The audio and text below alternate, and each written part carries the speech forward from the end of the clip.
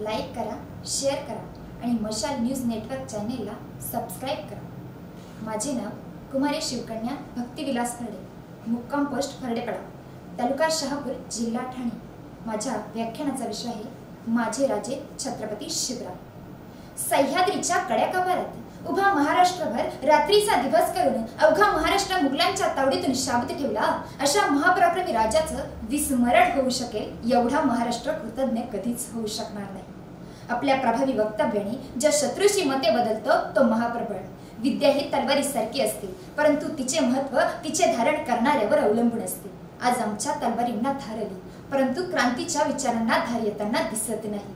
बदल हा निसर्गाचा नियम आहे, परंतु तो अनपेक्षित न होता अपेक्षित व्हायच हवा। आज माझ्या महाराष्ट्राला छत्रपती शिवाजीराजांच्या आचरणांची, छत्रपती शिवाजीराजांच्या विचारांची आणि छत्रपती शिवाजीराजांनी निर्माण केलेल्या स्वराज्याची आज माझ्या महाराष्ट्राला गरज आहे। कारणही तसंच आहे।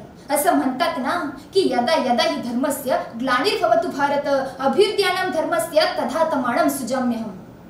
ज्या ज्या क्षणाला धर्मावर ग्लानी येते ना त्या प्रत्येक क्षणाला, प्रत्येक कणाला, प्रत्येक प्रसंगाला कोणत्या तरी सहंताला, कोणत्या तरी महंताला, कोणत्या तरी भगवंताला या पृथ्वी तलावर अवतार घ्यावाच लागतो। आजही तेच झाले। आज छत्रपती शिवाजीराजाचं नाव घेतलं की फक्त राडा, फक्त राडा। या पलीकडे राजा शिवाजी आम्ही कधी समजूनच घेतला नाही आणि या पलीकडे जाऊन छत्रपती शिवाजीराजा समजून घेण्याची आम्हाला ताकदच झाली नाही। अरे म्हणूनच की काय चुंडमंड भंडासुर खंडिनी, उदंडमंड महिषासुरमर्दिनी, शुंभ निशुंभ निर्धालिनी कालिका, महाराष्ट्र धर्म रक्षिका, ऐ तुळजा भवानी, सुदिने सुवे शिवरायांच्या जन्माचं आख्यान गायलं, ऐ तू ऐकायलय, ऐ तू ऐकायलय। 19 फेब्रुवारी इसवी सन 1630 साली या महाराष्ट्राच्या मातीला पडलेलं सर्वात गोड स्वप्न म्हणजे राजे शिवाजींचा जन्म। 1630 साली जन्मलेला माझा राजा शिवाजी पुढे जाऊन 1680 ला हे जग सोडून निघून जातो। 1630 ते 1680 माझा राजा जगला किती? अवघी 50 वर्ष। पण याच 50 वर्षात असं काही जगला की पुढची 50,000 लक्ष वर्ष स्वराज्याचं दान उभ्या महाराष्ट्राच्या पदरात घालून दिलं। अरे 350 वर्षापूर्वी छत्रपती शिवाजीराजांनी निर्माण केलेले नेतृत्व, कर्तृत्व आणि साहस 400 वर्षानंतरही कुणीतरी छत्रपती शिवाजीराजाची जयंती साजरी करावी, कोणीतरी छत्रपती शिवाजीराजाचं चरित्र सांगावं, कोणीतरी छत्रपती शिवाजीराजाची महती ऐकावी। जणू काही छत्रपती शिवाजीराजानं शिवचरित्राची किमया घडवलीच नाही। आम्ही म्हणतो ना हिंदवी स्वराज्य व्हावे ही श्रींची इच्छा। अरे पण तीच श्रींची इच्छा ज्यानं सत्यात निर्माण केली ती अवलाद जिजाऊ मातेच्या पोटी जन्माला आली त्या नाव राजा शिवाजी। या महाराष्ट्राच्या मातीत सह्याद्रीच्या छातीत आणि विजयाच्या बातीत आम्ही छाती फुगून सांगतो मला गर्व आहे मी मराठी असल्याचा, मला गर्व आहे मी मराठी असल्याचा। अरे पण त्याच मराठी माणसाचा अभिमान, त्याच मराठी माणसाचा स्वाभिमान आणि त्याच मराठी माणसाचा ताठपणा ज्या महापुरुषाने निर्माण केलं त्या नाव राजा शिवाजी। शिवाजी ही 3 अक्षर या महाराष्ट्राच्या मातीला नव चैतन्य निर्माण करून देतात। ज्या लोकोत्तर विभूती महत्वाचं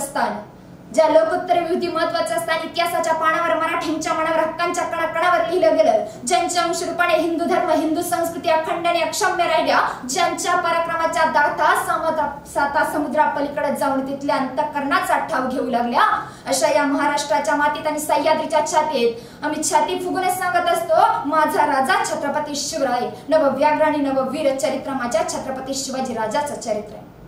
मगाशी म्हटलेच ना यदा यदा हि धर्मस्य ग्लानिर्भवतु भारत अभ्युदयानं धर्मस्य तथात्मानं सुजाम्यहम्।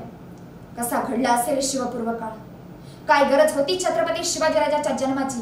आणि याच प्रश्नाचे उत्तर सांगण्यासाठी मी कुमारी शिवकन्या भक्ती फरडे आज आपणासमोर उभी आहे आणि आपण सर्वजण माझ्यावर प्रेमाचा वर्षाव करत आहात। स्वराज्य कसा घडला असेल स्वराज्य आणि कसा घडला असेल स्वराज्याचा काळ?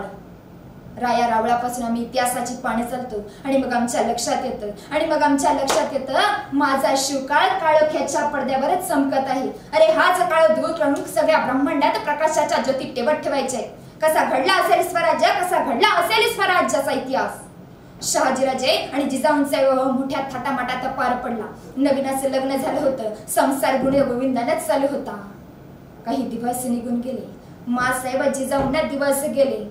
शहाजीराजांच्या अंतःकरणात एक गोष्ट होती, अरे नको ती निजामाची नोकरी, अरे नको ती आदिलशाहीची नोकरी, स्वतःच राज्य निर्माण करूया, स्वतःच राज्य। आणि मासाहेब जिजाऊ सुखरूप राहाव्यात आणि पोटातील बाळ सुरक्षित राहावं यासाठी शहाजीराजानं मासाहेब जिजाऊंना माहुली किल्ल्यावर नेलं। पण माहुली किल्ल्यावर त्यांना आसरा मिळाला नाही। शहाजीराजानं मासाहेब जिजाऊंना शिवनेरीवर नेलं। शिवनेरी गडाला माँसाहेब जिजाऊंच्या पावलांचा स्पर्श झाला आणि शिवनेरी गड चमकू लागला आणि पुन्हा एकदा छत्रपती शहाजीराजे चाकरीला निघून गेले. अरे माँसाहेब जिजाऊ पुण्यात आल्या खऱ्या, पण दुःखाच्या बातम्या ऐकण्यासाठीच की काय? कदाचित त्याच वेळी धर्मावर ग्लानी आलेली असावी आणि माझ्या छत्रपती शिवाजीराजाचा जन्म झालेला असावा. अरे ती एकच माता रडत होती या महाराष्ट्रावरील अन्याय अत्याचारावर मात करण्यासाठी. ती वाचत होती महाभारत, ती वाचत होती रामायण, ती वाचत होती शिवभारत. तिला घडवायचा होता शिवबा आणि जिचं नाव होतं जिजाबाई. अरे ती एकच माता रडत होती. एक बातम्या जिजाऊंच्या कानावर येत गेल्या. पहिली बातमी जिजाऊंच्या कानावर आली. सख्या बापाची खंडोली झाली. किती काळीज तुटत असेल त्या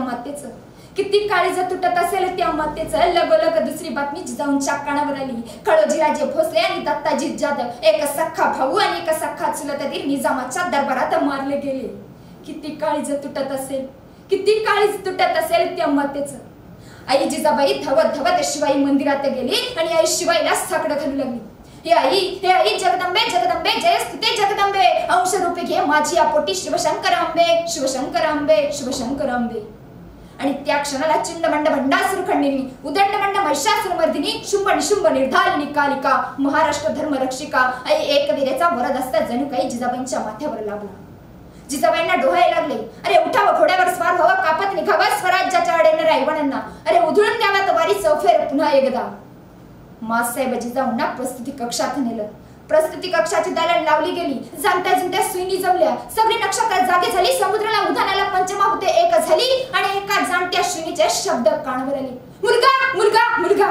सगळीकडे आनंद पसरला. धर्मन्याय पंडिताचा जन्म झाला. संस्कृतीचा छत्र सिंहासनावर प्रकट झालं. सह्याद्रीला हर्षबाई झाल्या. समुद्र मंथनात देवाला नाही मिळाला असा अनमोल रत्न माझ्या मातीला मिळाला. शिवनेरी गडावर तोफांचा गडगडाट झाला. सनई चौघडे वाजू लागले. सगळीकडे आनंद वातावरण पसरले.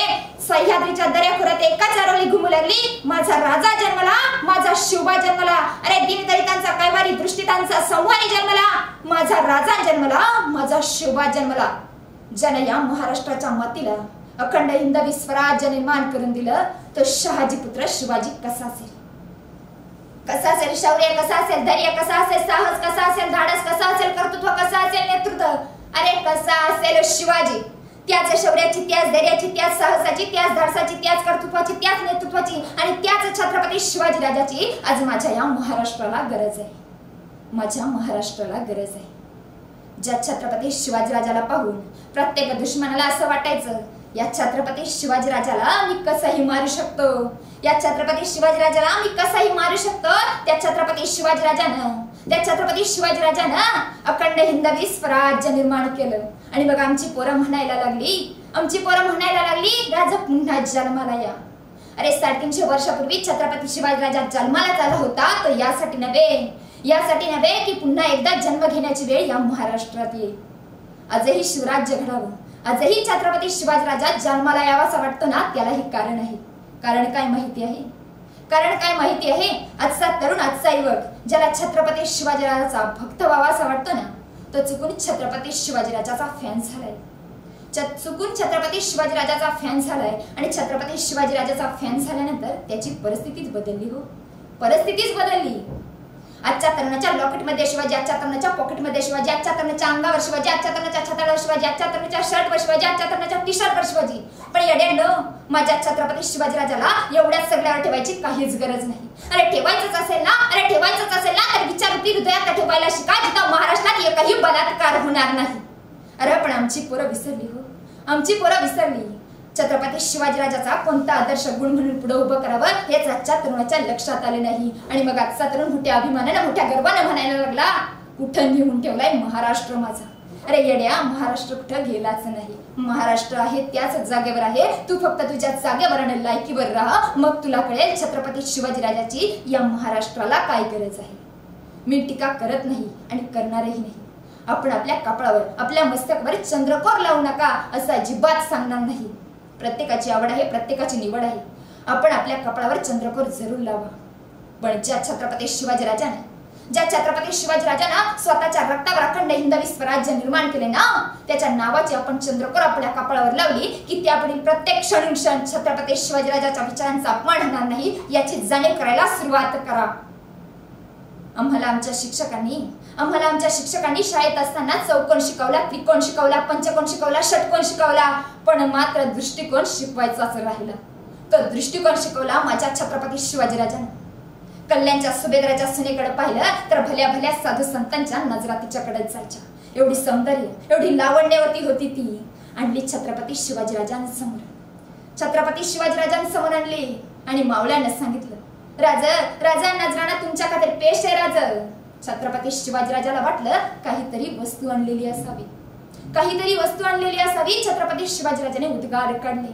आणावी समोर वस्तू समोर आणली गेली. छत्रपती शिवाजीराजांना वस्तूकडे पाहिलं आणि छत्रपती शिवाजीराजे उद्गारले, अरे याला काही नजराना म्हणतात का? अशीच आमची आई असती सुंदर रूपवती, आम्ही सुंदर झालो असतो. वदले छत्रपती. याचा अर्थ असा नव्हता की माँसाहेब जिजाऊ कुरूप होत्या. याचा अर्थ असा होता की परश्री माते समान मानलं जायचं. पण कधी? हे फक्त आणि फक्त छत्रपती शिवाजीराजाच्या राज्यातच घडलं. आज आमच्या जिभावर येत नाही तर वागण्यात कधी येणार हो?